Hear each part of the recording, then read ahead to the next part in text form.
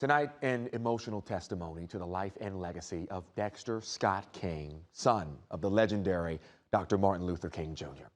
Atlanta News First Patrick Quinn is live at 5 at the King Center tonight, where the family just spoke hours ago about the tragic loss of their brother. Patrick.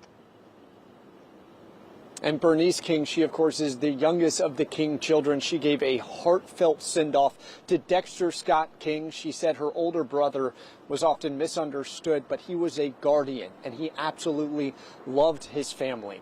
And the event happened here earlier today at the King Center. Bernice King was joined with other family members. They said they're still making funeral arrangements and they'll have to name a new chairman at the King Center. She said all of that can wait, though. Today was about honoring his life. Dexter Scott King was a guardian of the family estate, and that at times that pitted the siblings against each other.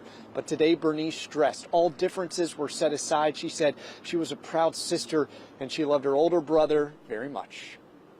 I'm going to miss the conversations we had, the laughs, the reminiscing, and the brilliance, and in many ways, the protection. And Bernice King said that Dexter Scott King died in Malibu, California, with a smile on his face. She believes that was her parents saying, "Welcome home, son." From the King Center tonight, Patrick Quinn, Atlanta News First.